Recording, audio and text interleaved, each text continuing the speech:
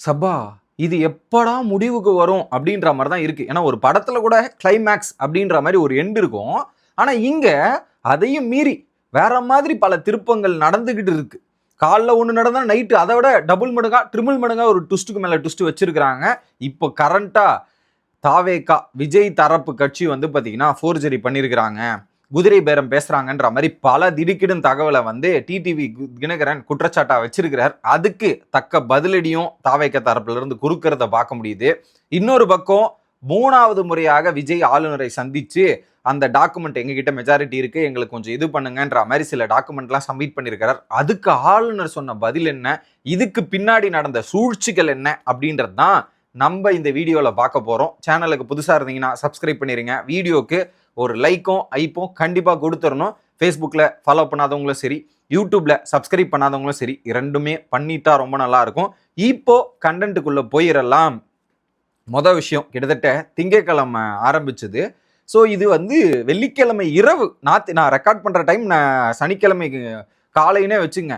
அவ்வளோ நாள் போய் இன்னும் ஒரு முதலமைச்சர் இவர் தான் அப்படின்ற மாதிரி 118 அப்படின்ற நம்பரை நெருங்க முடியாத சூழ்நிலை ஏற்பட்டிருக்கு. ஓகே, இதுல குறிப்பா இன்னைக்கு ஆளுநர் 3வது முறையாக சந்திக்க போறார். ஆளுநரை 3வது முறையாக சந்திக்க போறார் விஜய். சந்திக்க போறதுக்கு நீங்க 4:30 மணிக்கு டைம் கொடுத்துருந்தாங்க ஈவினிங். அப்ப என்ன நடக்குதுன்னா டப்புன்னு ஒரு அறிவிப்பு வருது. என்னன்னா சிபிஎம் என்ன சொல்றாங்க, நிபந்தனையற்ற ஆதரவு வந்து நாங்க விஜய்க்கு தெரிவிக்கிறோம். ஏன்னா விஜய் கிட்ட ஆல்ரெடி 108 + 5 113 இருக்கு. இப்போ இவங்க ஒரு 2 ஆதரவு தரோன்ற மாதிரி ஆதரவு சொல்லிட்டாங்க. அந்த கடிதத்தையும் ரெடி பண்ணி கொடுத்துட்டாங்க. 2வது என்ன பண்ணாங்க, சிபிஎம் சொன்ன உடனே சிபிஐ நாங்களும் ஆதரவு தரோம், 2 கம்யூனிஸ்ட் கட்சிகளும் என்ன பண்ணிட்டாங்க, நாங்க ஆதரவு தரோம் அப்படின்றத கொடுக்குறாங்க. எப்படி? ஸோ விஜய் வந்து ஆளுநர் சந்திக்கிற டைம் டிலே ஆகுது, இவங்க 2 பேரும் எங்களுடைய இதுவை தரோன்ற மாதிரி அறிக்கை வெளியிடுறாங்க. இது நடந்து முடியுது. ஸோ அடுத்து திருமாவளவன் சொல்லுவார் அப்படின்ற மாதிரி விசிகா தரப்புல இருந்து சொல்லுவாங்கன்னு வெயிட் பண்ணிட்டு இருக்காங்க. இந்த சுச்சுவேஷன்ல தான் பாயிண்ட்ல அடுத்து உடனடியாகவே ஆட்சி அமைக்கிறதுக்கான இதுவை பார்க்கணுன்ற மாதிரி ஒரு ட்வீட் வருது. யாருக்கிட்ட இருந்து?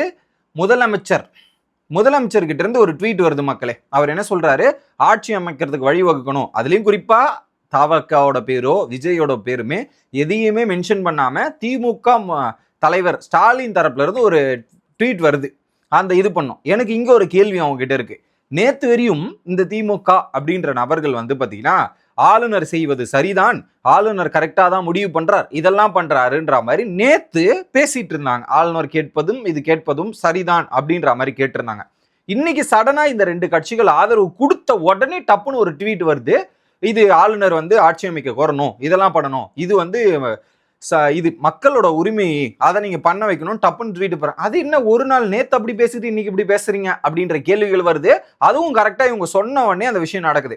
இப்படி நடக்கும் நிலைமையில தான் அடுத்து என்ன பண்றாங்க, விஜய் இவரு ஆளுநரை பார்க்கறதுக்கு புறப்பட்டு கிளம்பி போற டைம்ல விசிகா தரப்புல இருந்து அறிவிக்க கொடுக்குறாங்க. நாங்க வந்து பாத்தீங்கன்னா நாங்களும் நிபந்தனையற்ற ஆதரவு தெரிவிக்கிறோம், அதுலயும் வந்து நாங்க உங்க கூட சேர்ந்து ஆதரவு தெரிவிக்க மாட்டோம், ஆதரவு தெரிவிக்கிறோன்ற மாதிரி அவங்க ஒரு மெசேஜை போடுறாங்க. அவங்க தரப்புல இருந்து ஒரு அறிவிப்பு வருது. போற வழியிலேயே பாத்தீங்கன்னா ஐயுமெல் தப்புல இருந்துமே ஒரு அறிவிக்கை வருது. இது எல்லாத்தையுமே என்ன பண்றாரு, விஜய் எடுத்துட்டு போயிட்டு அங்க கொடுத்துடுறாரு. ஆளுநர் கிட்ட கொடுத்து சந்திச்சு இதுல குறிப்பா நிறைய கேள்விகள், அவர் வந்து போர்வை போத்தல, இன்னொரு பக்கம் பூச்செண்டு கொடுக்கல, இந்த மாதிரி குற்றச்சாட்டுகளும் இருந்தது. அது எல்லாத்தையுமே இந்த வாட்டி பாத்தீங்கன்னா கரெக்டா பண்றோன்ற பேர்ல அவங்களுமே கரெக்டா ப்ரொசீஜர் படி ஃபாலோ பண்ணி எல்லாத்தையுமே கொடுத்து முடிச்சிட்டாங்க. கொடுத்து முடிச்ச உடனே பாத்தீங்கன்னா நாளைக்கு பதவியேற்பு விழா 11 மணிக்கு நடக்கும்ன்ற மாதிரி நேரு ஸ்டேடியத்துல ஸ்டாப் பண்ண ஒர்க். ஸோ தளபதி சிஎம் ஆக போறாரு அப்படின்ற ஒர்க்கை வந்து தீவிரப்படுத்த ஆரம்பிச்சிட்டாங்க. ஆனா இன்னொரு பக்கம் அவங்க டாக்குமெண்ட்லாம் கொடுத்தாலுமே ஆளுநர் தரப்புல இருந்து அறிக்கை வரணும். ஓகே, அதுக்கு வெயிட் பண்ற அந்த நிலையில தான் டப்புன்னு அடுத்தடுத்த சம்பவங்கள் நடக்குது. சிபிஎம் மற்றும் சிபிஐ வந்து ஒரு அறிக்கையை வெளியிடுறாங்க, பிரஸ் மீட் கொடுக்குறாங்க. அந்த பிரஸ் மீட்ல என்ன சொல்ல வராங்கன்னா, நாங்க எங்களோட இது வந்து மக்கள் பேராதரவு கொடுத்துருக்காங்க, அந்த மக்கள் பேராதரவுக்கு வந்து நாங்க ஆதரவு தெரிவிக்கிறோம், மக்கள் மெஜாரிட்டி விஜய் கொடுத்துருக்காங்க, அவர் கவர்மெண்ட் பண்றதுக்கு நாங்க இது பண்றோம், சப்போர்ட் பண்றோம்னு சொல்லிட்டாங்க. அதுலயும் வந்து திமுக சொல்லிதான் நீங்க பண்ணீங்களான்னு கேட்கும்போது இல்ல எங்களோட சுயமுனைவோடு தான் நாங்க பண்ணோம் அப்படின்றதையும் சொல்லிடுறாங்க. ஆனா இது வந்து பாத்தீங்கன்னா வெளியிருந்த ஆதரவு, டைரக்டா நாங்க சப்போர்ட் பண்ணல, வெளியிருந்த ஆதரவு சப்போர்ட் பண்றதையும் சொல்லிட்டு திமுக கூட்டணியை நாங்க தொடர்றோம் அப்படின்றத சொல்றாங்க. இதை எப்படி இவங்க அக்செப்ட் பண்றாங்கன்றது எனக்கு புரியல. அவங்க என்ன சொல்றாங்க, இது வந்து எப்படின்னா சேத்துலயும் ஒரு கால் இங்கேயும் ஒரு கால், திமுகலையும் ஒரு கால், டிவிகேலையும் ஒரு கால் அப்படின்ற மாதிரி வைக்கும்போது இதை எப்படி அக்செப்ட் பண்ணி ஏத்துக்கிறது? இதுக்கு பின்னாடி ஏதோ ஒரு சதி திட்டம் இருக்குது அப்படின்ற மாதிரி தான் நம்மளை யோசிக்க வைக்குது அப்படின்ற மாதிரி தான் நமக்கு தோணுச்சு. பட் அதுக்கு பின்னணி என்ன அப்படின்றதையும் நான் விளக்குறேன். இப்போ இப்படி சொல்றாங்களா, ஏன்னா அவங்க அறிக்கையிலே வந்து நாங்க எங்களுடைய இந்த இதுவை வந்து தொடர்றோம், இவங்களுக்கு சப்போர்ட் பண்றோம் ஆட்சி அமைக்கிறதுக்கு அப்படின்னும் போது கரெக்டா இவங்க 2 பேரு இதை சொன்னவன கரெக்டா திமுக தலைவரோட ட்வீட் வந்துதான். அப்ப இது ரெண்டுத்தையும் பார்க்கும்போது எல்லாம் ஒண்ணு சேர்ந்து தான் செயல்படுறீங்களோ அப்படின்ற கேள்விகள் நமக்கு அந்த இடத்துல உருவாகுது. இது நடக்குதா? இது நடந்து முடிஞ்ச உடனே அடுத்து ஐயுஎம்எல் சப்போர்ட்டுக்கு வந்தாங்களே, அவர் வந்து என்ன சொல்றாரு, ஆமா நாங்களும் ஆதரவு தெரிவிக்கிறோம். அந்த ஆதரவு எதனால தெரிவிக்கிறோம்னு கேட்டா, திமுக தலைவர் ஸ்டாலின் வந்து ஒரு ட்வீட்டை போட்டாரு, அவரே ஆட்சி அமைக்கணும்ன்ற மாதிரி கோருகிறார், அதனால நாங்க சப்போர்ட் பண்றோம் அப்படின்ற மாதிரி சொல்றாரு. இது எப்படி ஒரு ஸ்கெட்சா இருக்கு பாருங்க. இவர் போடுவாராம், அது அந்த ட்வீட்டை பேஸ் பண்ணி தான் நான் சப்போர்ட்டை கொடுக்குறேன்னு இவர் சொல்றாரு. ஆல்ரெடி நேத்து அந்த ஐயுஎம்எல் தலைவர் தான் என்ன சொல்லியிருந்தாரு, நாங்க திமுக கிட்ட தான் சப்போர்ட்ல இருக்கோம், திமுக கிட்ட கேளுங்க நாங்க கொடுக்குறோம் அப்படின்றத சொல்லியிருந்தாங்க. நேத்து அருண்ராஜ் நிறைய பேர் வந்து அந்த ஐயுஎம்எல் தலைவர்களை மீட் பண்ணும்போது அவங்க அப்பயே சொன்னாங்க. இன்னைக்கு வந்து என்ன சொல்லிட்டாங்க, இவர் ட்வீட் போட்டதால தான் நாங்க சப்போர்ட் பண்றோன்ற மாதிரி சப்போர்ட் கொடுத்துட்டாங்க. ஓகே, இப்போ இது எல்லாமே ஒரு கூட்டு முயற்சியா செயல்பட்டு இருக்கா? இது முடிஞ்ச உடனே என்ன பண்றாரு, ஆளுநரை சந்தித்துட்டு விஜய் வந்து இவங்க எல்லாரையும் மீட் பண்ணி, அந்த குறிப்பா சிபிஎம் சிபிஐ இவங்க 2 பேர் வந்து அந்த இது சைன் போட்டு அந்த ஃபைலை கொடுத்துட்டாங்கல்ல, அவங்க 2 பேருமே நன்றி கடன் செலுத்தும் வகையில் வந்து மீட் பண்ணி அவங்களுக்கு ஒரு விஷயத்த பண்ணிட்டு போறாரு விஜய். பண்ணிட்டு டைரக்டா அங்க போறார். எங்க அவருடைய பட்டினப்பாக்கம் வீட்டுக்கு அங்க போய் செல்றார்.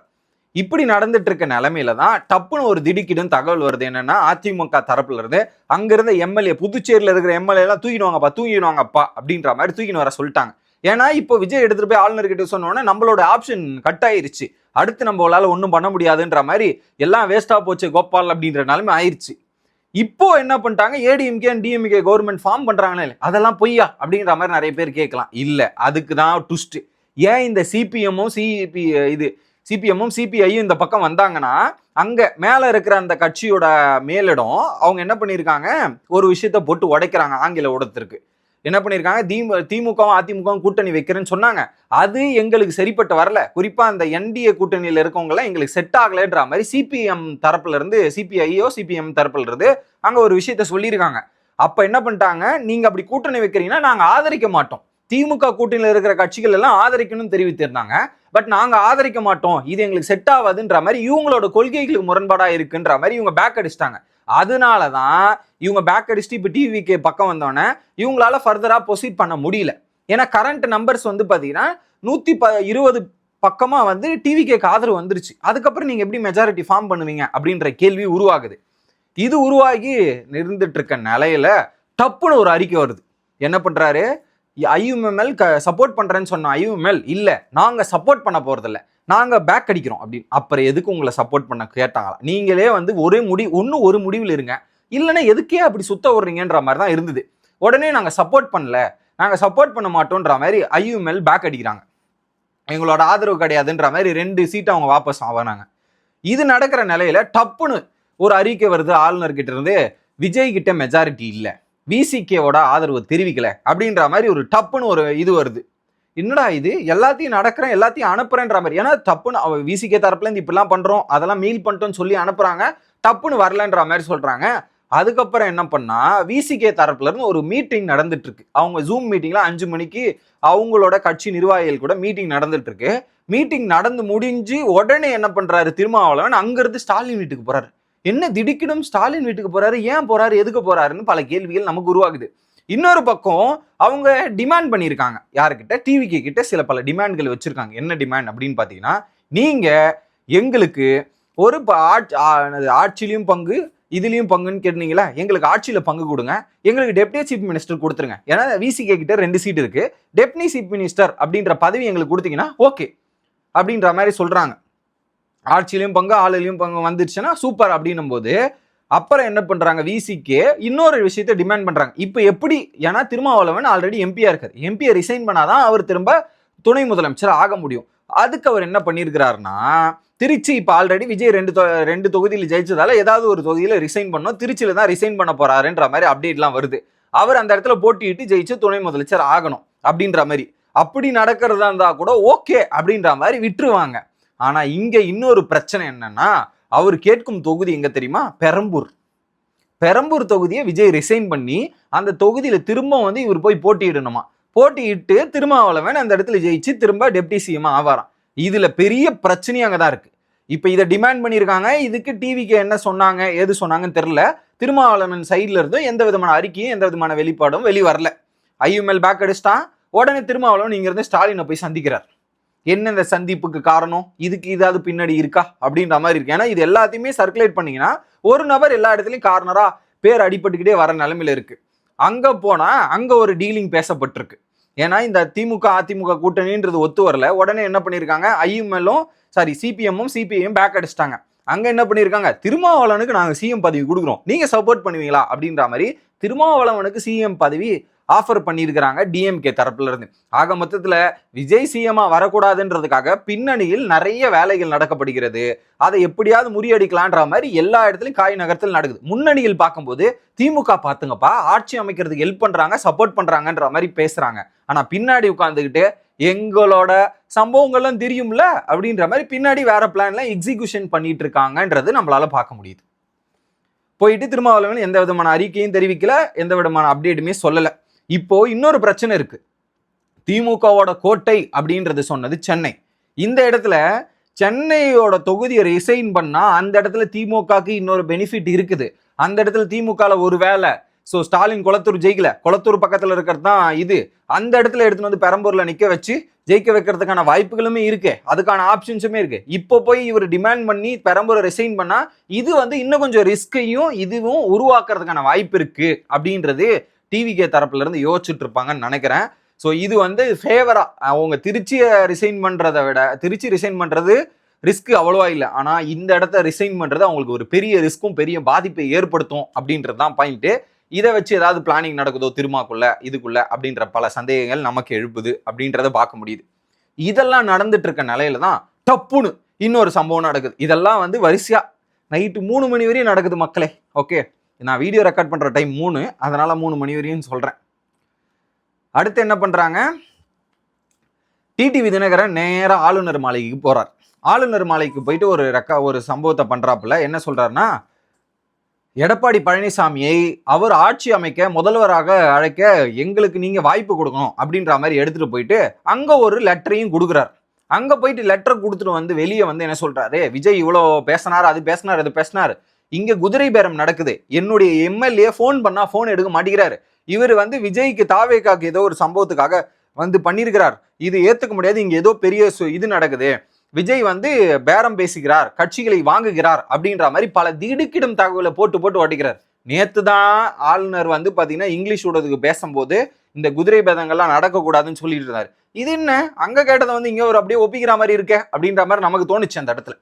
உடனே இவர் வந்து சொல்றாரு, என் எம்எல்ஏ போன் பண்ண எடுக்கல, ரெஸ்பான்ஸும் பண்ண மாட்டேங்கிறாரு அப்படின்ற மாதிரி சொல்றாரு. இங்க வந்து பார்த்தா இங்க என் எம்எல்ஏ வந்து சைன் போட்டு கொடுத்துருக்கிற மாதிரி ஒரு லெட்டரை ஃபார்வர்ட் கொடுத்துருக்காங்கன்ற மாதிரி பல உண்மைகளை சொல்லிட்டு போறார். சொல்லிட்டு போயிட்டு அடுத்த ஒரு மணி நேரத்துல என்ன பண்றாரு, அந்த ஒரு நபர் யாரு காணாம போயிட்டாரு, தாவேக்கா வந்து பேரம் பேசி வாங்கிட்டாங்க அப்படின்னு சொன்ன நபர் அவரும் போய் ஆளுநரை சந்திக்கிறார். அவர் வந்து இந்த நியூஸை பார்த்துட்டு ஆளுநரை சந்திக்க போறார். உடனே டிடிவி தினகரன் 2 பேரும் போய் ஆளுநரை சந்திச்சு அங்க சில பல விஷயங்களை கிளாரிஃபை பண்றாங்க. ஒன்னு ஃபோர்ஜரியா இருக்கும், இல்ல குதிரை பேரம் பேசியிருக்காங்கன்ற மாதிரி 2 விஷயத்த அவர் ஹைலைட் பண்ணியிருந்தார். அங்க ஆளுநர்கிட்ட பேசி முடிச்ச உடனே 2 பேரும் வெளியே வராங்க. வெளியே வந்து பேட்டி கொடுக்குறாங்க. இந்த இடத்துல விஜய் வந்து ஒரு மோசமான செயலை செய்திருக்கிறார், அவருக்கு அரசியல் வந்து ஆட்சி திமிரு, அந்த அரசியல் அந்த அதிகாரத்தோட இது வெறி ஏறிடுச்சு அப்படின்ற மாதிரி பல ஸ்டேட்மெண்ட்டையும் சொல்றார். குறிப்பா இவர் வந்து ஒரு ஃபோர்ஜரி பண்ணியிருக்கிறார், இது எவ்வளவு பெரிய தப்பு, இது ஏமாத்தி ஒரு ஆட்சி அமைக்கணும்ன்றது இது ரொம்ப மோசமான விஷயம் அப்படின்றத சொல்றாரு. நானுமே ஒத்துக்கிறேன், ஏமாத்தி ஒரு ஆட்சி அமைக்கிறது இருந்தா அது நிலைக்காது, அது என்றுமே தப்பு தான், அதுல மாற்றுக்கிறதே இல்லை. ஆனா என்ன சொல்றாரு, அவர் வந்து அந்த இடத்துல அந்த டாக்குமெண்ட் இவர்கிட்ட கொடுத்துருந்தாங்களா, விஜய் வந்து கொடுத்த டாக்குமெண்ட் அது ஆளுநர்கிட்ட கொடுத்தது ஏன் எம்எல்ஏ சைன் போட்டதுன்றாங்க. அந்த டாக்குமெண்ட்டுமே ஃபேக்கா இருக்கு, அது ஏதோ ஒரு வாட்ஸ்அப் குரூப்ல சர்க்குலேட் பண்ணப்பட்டிருக்கு, அந்த சர்க்குலேட் பண்ண டாக்குமெண்ட்டை எடுத்துன்னு வந்து இவருக்கு ஷேர் பண்ணியிருக்காங்க, ஆளுநருக்கு ஷேர் பண்ணியிருக்காங்க, ஆளுநருக்கு அந்த ஷேர் பண்ணி அந்த டீட்டெயிலை கன்ஃபார்ம் பண்ணி எங்கிட்ட கேட்டாங்க, நான் அதை கிளாரிஃபை பண்றேன்ற மாதிரி சொல்றாரு. அந்த டாக்குமெண்ட் ஃபேக்கான டாக்குமெண்ட் உருவாக்கி அதுல என்னோட எம்எல்ஏ பேரை போட்டு சைனை போட்டு இங்க கொடுத்துருக்காங்க. It is not acceptable. Forge பண்ணி ஒருத்தர் ஆட்சிக்கு வருவதா அப்படின்ற மாதிரி பல குற்றச்சாட்டுகளை இவர் எழுப்பிட்டு போறார். நான் போயிட்டு போலீஸ் ஸ்டேஷன்ல கம்ப்ளைண்ட் கொடுப்பேன், கம்ப்ளைண்ட் பண்ணியே ஆவன்ற மாதிரி சொல்றாரு. அந்த இடத்துல அந்த எம்எல்ஏவுமே நாங்க அப்படிலாம் பண்ணலங்கன்ற மாதிரி சொல்லிட்டு போறார். சொல்லிட்டு போயிட்டு போலீஸ்ல கம்ப்ளைண்ட்டுமே கொடுக்குறார். யாரு? அம்மா மக்கள் முன்னேற்றமா, ஓகே, டிடிவி தினகரன் அவர் போயிட்டு கம்ப்ளைண்ட் கொடுக்குறாரு. போலீஸ்ல கம்ப்ளைண்ட் கொடுத்துட்டு வர்றார். இவர் கம்ப்ளைண்ட் கொடுத்துட்டு வர நிலையில டப்புன்னு என்ன பண்றாங்க, தாவேகா தரப்புல இருந்து ஒரு வீடியோ ஃபுட்டேஜை ரிலீஸ் பண்றாங்க. என்ன ஃபுட்டேஜ்னா, சுயநனவோடு அந்த எம்எல்ஏ இருக்கார் இல்லையா, அந்த எம்எல்ஏ சைனை போட்டு இப்படி வீடியோவை பார்த்தே சைன் போடுறார். சைன் போடுற வீடியோவை ரிலீஸ் பண்றாங்க. அந்த வீடியோவில் என்ன நமக்கு என்ன ப்ரூவ் ஆகுது, இவரு இந்த டாக்குமெண்ட் ஃப்ரேமு ஃபேக்கு, ஃபோர்ஜரி பண்ணிட்டாங்க, வாட்ஸ்அப்ல இருக்கிற டாக்குமெண்ட் அமிச்சிட்டாங்கன்ற மாதிரி பல குற்றச்சாட்டு வச்சாங்களே, அந்த இடத்தில் நமக்கு பார்க்கும்போது அந்த டாக்குமெண்ட் ஃபேக்கா தெரியவில்லை. அது சுயநினைவோடு தான் அவர் சைனை போட்டிருக்கார். ஏதோ ஃபோர்ஜரி பண்ணாங்கன்றது நிரூபணம் ஆகலை. அந்த இடத்துல வீடியோ ப்ரூஃபை இது ரிலீஸ் பண்ணிட்டாங்க. ஒரு விஷயத்த பண்றாங்கன்னா ப்ரூஃப் இல்லாமையா பண்ணுவாங்க, தப்புன்னு ரிலீஸ் பண்ணிட்டாங்க. இன்னொரு பக்கம் இவர் என்ன சொன்னார், குதிரம் பேரம் பேசியிருக்காங்க, விலைக்கு வாங்கியிருக்காங்க அமைச்சரை அப்படின்னு சொல்லும் போது அதுக்கு தாவேகா தரப்புல இருந்து ஒரு பதிலடி கொடுத்துருக்காங்க. நாங்க குதிரை பேச வேண்டிய அவசியமே கிடையாது, இதெல்லாம் பண்ணவே கிடையாது அப்படின்றத அவங்க ஓப்பனா அந்த இடத்துல சொல்லியிருக்காங்க. எனக்கு என்னன்னா, இவ்வளவு பேசுற மாதிரி இதெல்லாம் நடந்திருந்தா எப்பயும் ஆட்சி அமைச்சிட்டு போயிருப்பாங்க இல்லையா. இவ்வளவு நேரம் இப்போ காசு கொடுத்து எம்எல்ஏ எல்லாம் வாங்குற மாதிரி இருந்தா இவ்வளவு நேரம் அது ஏன் நடக்கணும், எப்பயா முடிச்சுட்டு போயிருக்குமே அப்படின்றதான் எனக்கும் தோணுது. இதெல்லாம் நடக்கல. அவங்க நடக்கிறத விடாம ஏகப்பட்ட சூழல்களும் அதுக்கு பின்னாடி நடக்கிற சதி திட்டங்களும் ஏராளமாக தான் இருக்கிறது அப்படின்றதான் பாக்குறேன். தப்புன்னு தினகரன் இன்னொரு விஷயத்தையும் திடுக்கிடும் தகவலை போட்டு உடைச்சது என்னன்னா, இதே மாதிரி தான் அவர் விசிகா கிட்டையும் இவங்க கிட்ட எல்லாம் கூட வாங்கியிருக்கலாம், திரும்ப ரீவெரிஃபை பண்ணுங்க அவங்க கொடுத்த டாக்குமெண்ட்லாம் அப்படின்றதையும் சொல்லியிருக்காரு. அதுக்கு பின்னாடி குதிரம் பேரமும் நடந்திருக்கும்ன்ற மாதிரி ஒரு இஷ்யூவை கிரியேட் பண்ணிட்டு போறாரு. அவங்களே இன்டென்ஷன்லாம் அவங்களுக்கு கொள்கைகளுக்கு ஏற்று தான் சப்போர்ட் பண்றாங்க. ஆனா இந்த இடத்துல அதையும் நீ கிராஸ் வெரிஃபை பண்ணணும், இதெல்லாம் பண்ணணும்ன்றதுக்காக விஜயோட கால அவகாசம் 2 நாள், அதை கரெக்டா ஞாயிற்றுக்கிழமை, அந்த கால அவகாசத்தை குறைச்சி அதுக்கான வேலைகளை பின்னணியில் செயல்படுறாரோ அப்படின்ற கேள்விகள் இப்ப எழும்புது. ஏன்னா டப்புன்னு விஜய் ஆட்சி அமைக்க போனதுக்கு அப்புறம் இவங்க சைனை வாங்கிட்டு டப்புன்னு இது ரியாக்ட் பண்றதும், எம்எல்ஏ அது சைன் போட்ட எம்எல்ஏவை பொய் சொல்லுவதும், அதுக்கு பின்னாடி இது ஃபோர்ஜரி குதிரை பேரம்ன்ற மாதிரி இஷ்யூ எல்லாம் கிரியேட் பண்ணுவதும், இது ஏதோ பின்னணியில் செயல்படுவது போல் நமக்கு தோன்றுகிறது. உங்களுக்கு ஏதாவது தோணுச்சுன்னா அதை கமெண்ட் செக்ஷன்ல சொல்லுங்க. மீண்டும் இன்னொரு வீடியோவில் சந்திக்கிறேன். Bye guys.